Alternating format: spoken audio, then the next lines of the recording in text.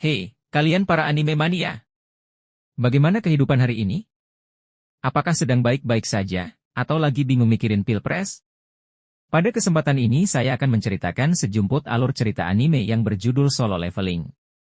Di episode perdana Solo Leveling, dunia dihadapkan pada ancaman misterius yang dikenal sebagai Gates, gerbang menuju dimensi lain yang memuntahkan monster-monster mematikan.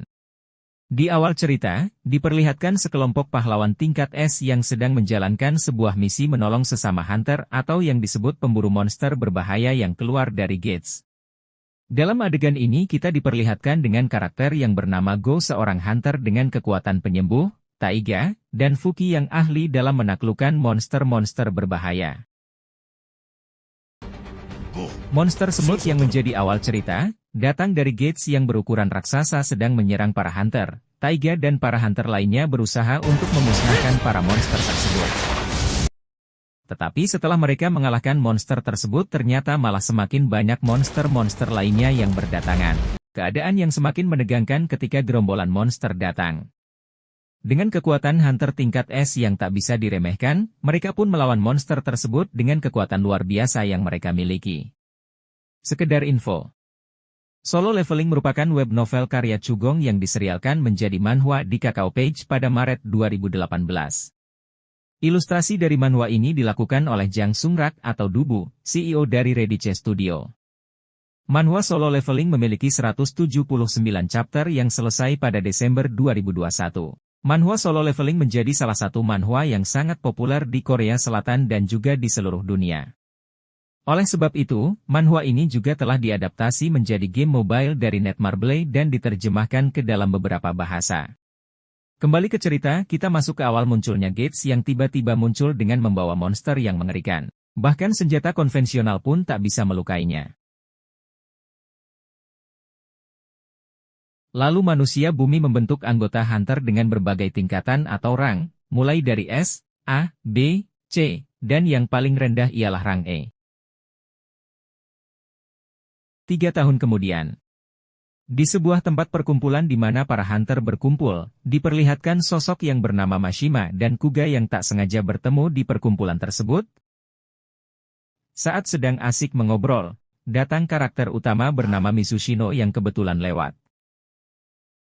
Mizushino adalah karakter kelas E di anggota tersebut, semua orang memandangnya sebagai orang yang lemah. Kehidupan sehari-hari Mizushino yang sederhana dan usahanya tetap bertahan menjadi hunter meskipun dia berada di level paling rendah bagi seorang hunter. Mizushino yang lemah selalu menjadi bahan pembicaraan para hunter lainnya. Mizushino direkrut oleh Mashima setelah Kuga keluar pada waktu itu. Saking lemahnya Mizushino sampai dirawat padahal hanya menjalankan misi gate tingkat E, Mizushino pun disebut senjata terlemah umat manusia. Dan ketika semua orang sedang membicarakannya, dia pun pura-pura tidak mendengarnya, padahal dia mendengar semua yang mereka bicarakan tentang dirinya, namun Mizushino hanya bisa tersenyum menerima kenyataan bahwa dirinya paling lemah di antara mereka. Ketika dia sedang berjalan, Mizushino dipanggil oleh, kita panggil saja Mizuki Shizuka, adalah teman satu regunya waktu dulu. Mizuki adalah temannya yang paling mengerti tentang keadaannya, dan saat dia terluka pun hanya Mizuki yang mencemaskannya. Karena Mizushino hanya rang tingkat E, semua orang merendahkannya dan saat dia terluka pun tidak ada yang mau membantunya. Mizuki pun merasa kasihan melihat temannya selalu diremehkan. Di saat sedang asik mengobrol akhirnya mereka dipanggil oleh ketua grup tersebut, yang bernama Mabuchi Isao. Mereka berkumpul untuk menjalankan misi kali ini, sang ketua pun menjelaskan tentang misi tersebut. Mabuchi adalah ketua di tim tersebut dan yang paling kuat di antara mereka. Setelah menjelaskan aturannya mereka pun masuk ke gates tersebut. Suasana tegang sangat terasa apalagi bagi seorang Mizushino yang selalu diremehkan. Beruntung ada Mizuki yang selalu main supportnya. Mizushino hanya membawa senjata berupa pisau kecil yang ia beli dari hasil menjadi hunter. Akhirnya Mizushino pun masuk paling terakhir dengan rasa percaya diri yang tinggi. Dalam adegan lain, dua orang yang sedang bicara tentang Dungeon dan memperlihatkan kristal yang mereka dapatkan setelah mengalahkan monster dari misi tersebut. Berbeda dengan Mizushino yang hanya mendapatkan serpihan kecil dari misinya, tapi dia tetap optimis. Kembali ke petualangan Mizushino. Saat melewati terowongan tiba-tiba mereka diserang oleh beberapa goblin yang membawa senjata, Mizushino pun melawan dengan pisau andalannya. Ternyata pisau yang dia bawa tak kuat menahan serangan goblin tersebut. Meskipun Mizushino telah mengalahkan beberapa goblin, pada akhirnya dia ketusuk juga. Beruntung ada Mizuki yang mempunyai teknik penyembuh dan seorang teman yang menyelamatkannya dari tebasan pedang goblin. Setiap batu sihir yang mereka dapat setelah mengalahkan monster bisa ditukarkan dengan senjata atau dengan tameng untuk melawan Raja Monster. Berbeda dengan kristal sihir efeknya lebih rendah dengan batu sihir, tetapi pemerintah berusaha menggunakan kristal sihir yang para hunter dapatkan untuk membangkitkan energi yang bersih dan itu hanya bisa didapatkan oleh para hunter. Kembali ke pertarungan, akhirnya tim hunter Mizushino bisa mengalahkan semua monster di terowongan itu. Dan Mizushino yang sedang dalam penyembuhan pun telah pulih seperti semula. Meski begitu Mizuki pun meragukan Mizushino dalam masa depannya saat menjadi hunter, karena selalu terluka Mizuki pun khawatir dengan keadaannya.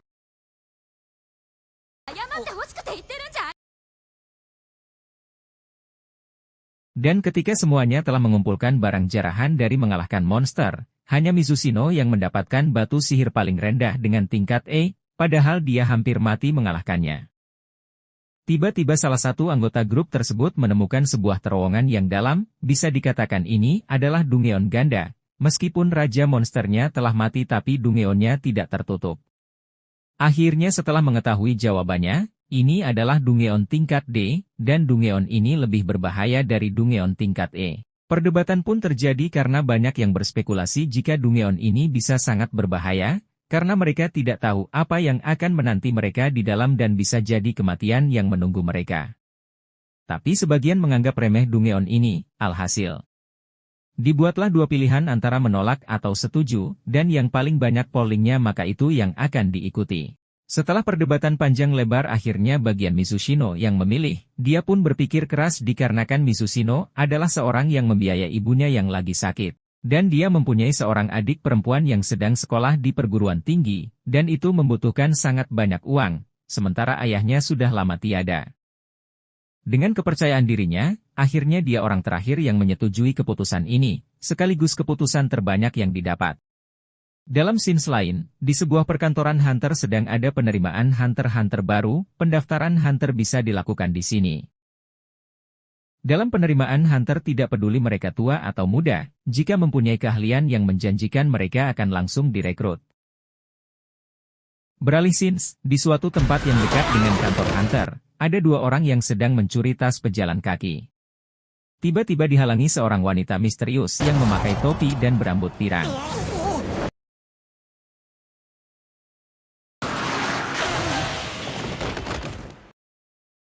Dan ternyata dia adalah seorang hunter tingkat S yang sangat dikagumi orang-orang, dan dia bernama Kousaka Shizuku. Kembali ke Mizushino, setelah semua setuju, akhirnya mereka melanjutkan perjalanan menelusuri terowongan tersebut, perbincangan terjadi antara Mizushino dan Shizuka. Karena merasa tidak enak Shizuka pun meminta maaf karena dia merasa bahwa alasan Mizushino setuju dikarenakan Shizuka, tapi Mizushino membantah pernyataan itu. Shizuka pun memarahinya karena jika profesi ini sangat berbahaya, dan jika luka yang tadi sedikit ke bagian atas bisa-bisa Mizushino tewas. Jika bukan karena Healer seorang Shizuka mungkin aku akan mati, kata Mizushino dalam hati. Perjalanan yang hampir memakan waktu 30 menit akhirnya telah mencapai batasnya yaitu pintu bos monster. Mereka pun berbincang bahwa ini akan menjadi resiko yang mereka ambil karena sudah setuju untuk menempuh jalan ini, dan seseorang akan memilih untuk membuka gerbang atau pintu ini. Dalam scenes lain semua anggota Hunter baru sedang diberi ceramah no jutsu oleh ketua asosiasi Hunter yang bernama Goto Kiyomi, dalam ceramahnya mengatakan bahwa mereka akan menjadi Hunter masa depan untuk mengalahkan monster-monster yang keluar dari gates, dan mereka tidak akan tahu bahaya apa yang sedang menunggu mereka ke depannya. Kembali ke Mizushino dan kawan-kawan. Setelah membuka gerbang tersebut api yang ada di ruangan itu tiba-tiba nyala. Mereka masuk dan melihat-lihat sekeliling dan ternyata hanya ada patung-patung yang sangat besar di sekelilingnya. Para hunter pun merasa heran dan takjub dengan patung-patung kuno tersebut. Mereka pun bingung karena tidak ada satupun monster di ruangan ini. yang ada hanya patung dan lingkaran sihir di sekitarnya. Ketua Mabuchi pun meraba-raba lingkaran sihir tersebut, tapi tidak ada reaksi apapun. Beberapa saat setelah melihat-lihat, Shizuka pun merasa ada yang janggal karena seperti ada yang aneh pada patung-patung itu, seolah-olah sedang memperhatikan mereka.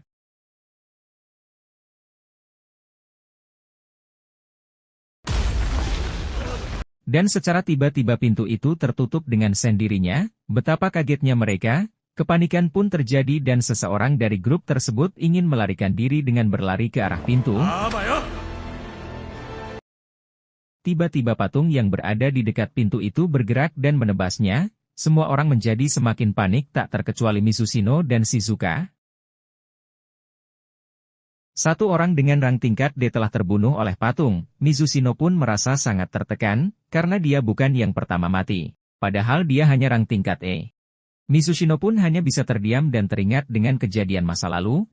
Saat pertama kali menjadi raid dia terpisah dari teman-temannya dan tersesat. Dan dirawat berminggu-minggu hanya karena diserang monster tingkat E. Mizushino pun pernah hampir mati kelaparan karena tersesat dalam labirin saat menjalankan misi. Tidak peduli seberapa rendah tingkatnya, saat Mizushino dalam Dungeon, hidupnya selalu berada dalam bahaya. Para hunter biasanya berbekal senjata emas dalam misinya yang didapat dari batu sihir. Sedangkan Mizushino hanya berbekal pisau murahan dan kadang hanya menggunakan tangan kosong untuk bertarung. Hari-hari Mizushino yang penuh dengan cemoohan dia lalui dengan mempertaruhkan nyawanya meskipun tidak sepadan. Dia selalu mencari celah dan meneliti sekitarnya dengan seksama untuk bisa lolos dari bahaya. Saat sedang membayangkan kisahnya, tiba-tiba mata dari salah satu patung tersebut mengeluarkan api, Mizushino pun langsung memberi peringatan kepada yang lainnya, api pun mengelilingi mereka dan keputusasaan semua orang mulai terlihat di sini. Episode pun akan berlanjut nanti, terima kasih.